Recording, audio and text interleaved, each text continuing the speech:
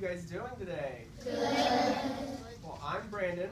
As you can see, I was born missing most of all 4 limbs. The doctors, they're not really sure why I was born missing all 4 limbs. What they told my mom was that, well, Brandon was just done growing and that's just the way he wanted to be. So throughout my life, I've had to face a lot of different challenges because of my disability. Things that everybody kind of takes for granted every day, like brushing your teeth, tying your shoe, getting dressed in the morning, things like that. But I've always had great supports around me to help me overcome those challenges, and I've always wanted to learn how to do those on my own, so I have.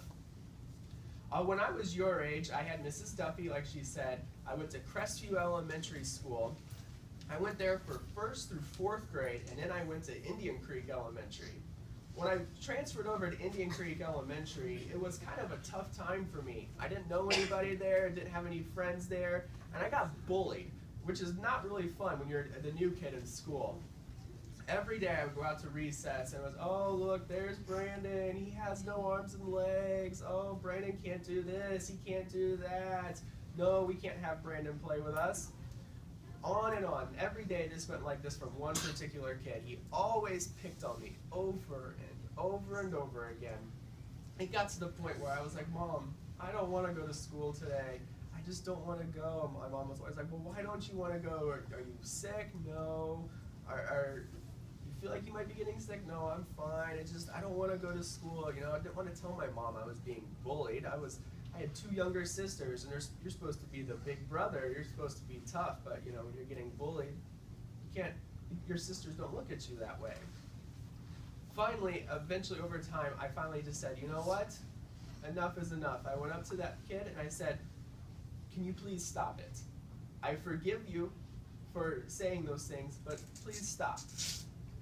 And that kid just kind of looked at me like, wow, I didn't expect somebody to say that.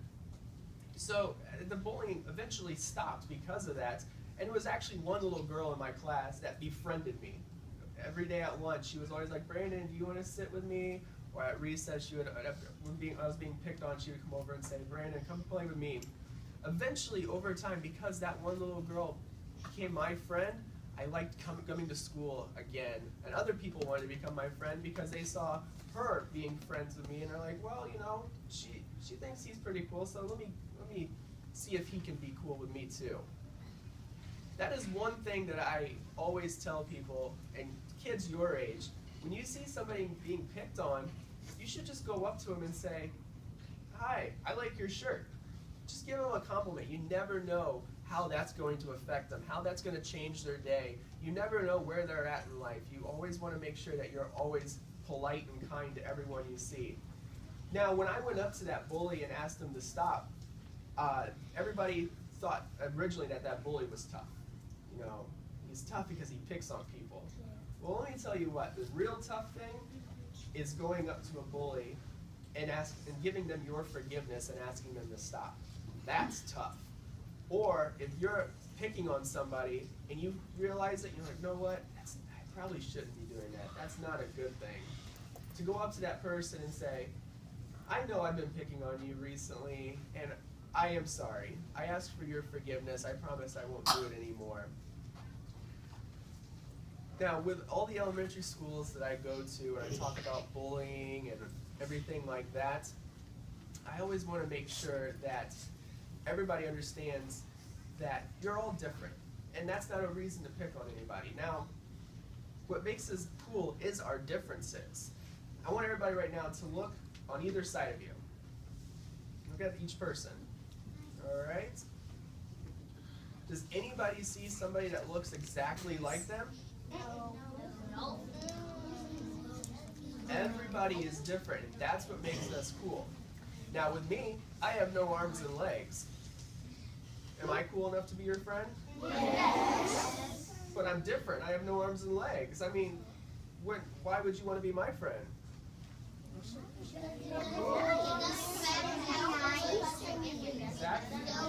Exactly. It doesn't matter how you look. If you're different, it doesn't mean that's a bad thing. So if I'm cool enough to be your friend because I'm different, then why is somebody else not cool enough to be your friend because they're different? Yeah. you know, everybody has feelings of their own, and you don't want to hurt somebody's feelings. You want to make sure everybody wants to come to school and enjoys school. School's a fun time. You might not believe it now, but trust me, it's fun when you look back. When you get out and you become an adult, everybody's like, oh, I wish I could go back to school and have recess again. I wish I could go back and be able to play with my friends instead of having to work. Trust me, you want to come to school, learn as much as you can, and enjoy it. I know I did after I got over the bullying thing. Now, I can also tell you, bullying doesn't just happen when you're a little kid. It can even happen when you're an adult. Can you believe it? Adults bully each other. Yeah. When I went to college, I actually got bullied when I was at Ball State University. I was bullied by people I didn't even know. They were using the computer to bully me. And that is, nowadays, when I was your age, we didn't have the computers to bully people on. But now, with computers out there, it's easy to hide behind your bullying. That's why I always tell people, you know, when you're on the computer, pretend you're talking to that person face to face.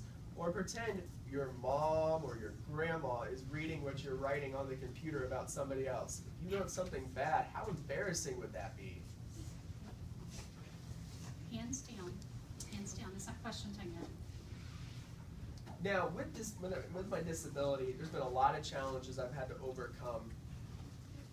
Like I talked about with learning how to brush my teeth, just getting ready in the morning, tying a shoe, different things like that. But I've always had the mentality of, as long as you believe in yourself, you can overcome any obstacle that you can want to overcome. You can be whatever you want to be. Now, when I was growing up, I always wanted to be a sports broadcaster. A lot of people said, oh, Brandon, I don't know if that's possible. You know, you have the voice for it, but it's going to be tough. Well, when anybody told me I couldn't do it, I turned around and I said, well, I'm going to show them I'm going to do it. So I went to school, I studied hard. I ended up going to Purdue University for 3 years where I studied communication. Then I went to Ball State University to study sports broadcasting. I got to do cool stuff like broadcast basketball games, have my own radio show, different things like that. I even got to interview people like Peyton Manning, Paul George, David West, Roy Hibbert, a bunch of the Pacers and Colts players. Yeah, that was really cool. That's just because I never gave up on my dreams, and I had people in my life like Mrs. Duffy that also believed in me as well. Now, a lot of people think, well, I don't have somebody that believes in me. Well, you have your friends. Your friends always should believe in you. Your teachers, they always will believe in you. And if worst comes to worst, if anything at all, just know I believe in you. I know you can do whatever you want to do and be whatever you want to be when you grow up because, well, I did. I believed in myself, and I believed in my friends, and we all have become what we wanted to be when we were younger. So that is definitely really cool when you have that support from your friends and from your teachers. Trust me, your teachers are a huge part of where you're going to be when you get older. Now, every time I come to a school, I always want to leave with a challenge for everybody. Can you guys take a challenge on for me? All right. 1 year from now, I would like to talk to Mrs. Duffy and ask her if Oaklandon has become a bully-free zone. Can you guys help make Oaklandon a bully-free zone for me? Yeah. Yes. All right. Can you say it again? I can't really hear you. Yeah. That's what I like to hear. All right, so I'm going to keep up with Mrs. Duffy, and she's going to tell me, is Oaklandon a bully-free zone? Yeah. All right. All right, so what I'm going to do now for you guys, I know you guys are all just itching to ask questions. I'm willing to answer any kind of questions you have. Just raise your hand and I'll call on you, okay?